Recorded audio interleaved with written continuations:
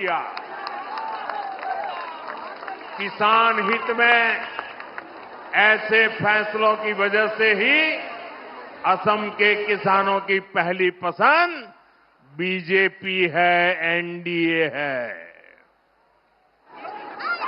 अहोमोर कृषक सकलर प्रथम पोषण बीजेपी, एनडीए।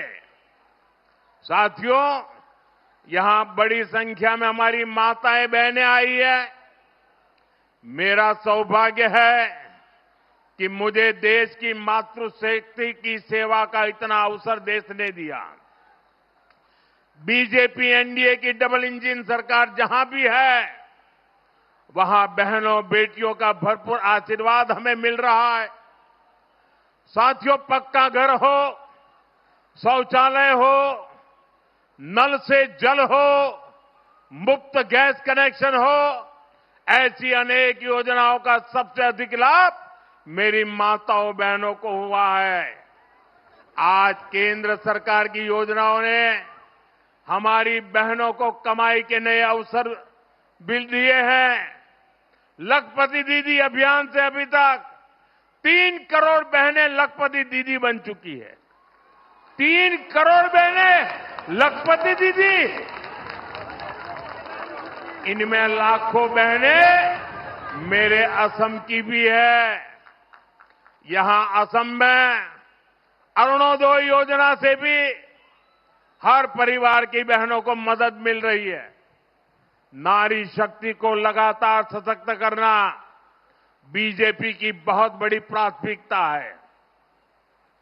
नारी हक देख हबल करा तो बीजेपी रेक दांगोर प्राथमिकता।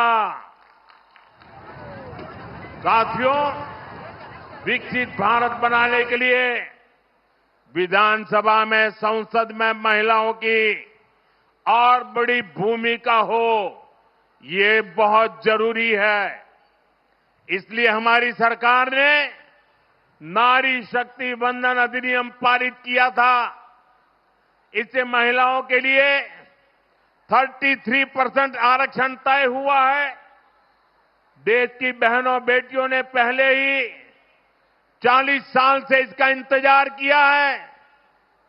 इसलिए अब जरूरी है कि 2029 के लोकसभा चुनाव से ही महिलाओं को ये हक मिले।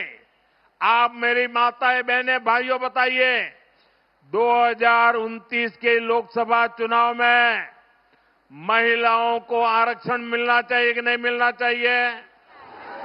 पार्लियामेंट में ज्यादा महिलाएं आनी चाहिए कि नहीं आनी चाहिए? देश का भाग्य निर्धारित करने में महिलाओं की ताकत बढ़नी चाहिए कि नहीं बढ़नी चाहिए? आप सब मेरे साथ सहमत हैं? इसके लिए कानून में कुछ संशोधन आवश्यक है। इसलिए 16 अप्रैल से सरकार ने संसद का एक विशेष सत्र बुलाया है। साथियों, हमने देश की सभी पार्टियों से इसको लेकर चर्चा की है। हमने सभी से कहा है कि आइए देश की बहनों बेटियों के हक से जुड़े इस काम को सर्वसम्मति से आगे बढ़ाएं। और हां, कुछ लोग इस नेक काम को लेकर भी भ्रम फैलाने का प्रयास कर रहे हैं। तो असम के बारपेटा से आप सुन रहे थे पीएम मोदी को। आगे बढ़ने के पहले नजर हेडलाइंस पर। लाइन के प्रस्तुत करता है पतंजलि गाय का घी। लगाएं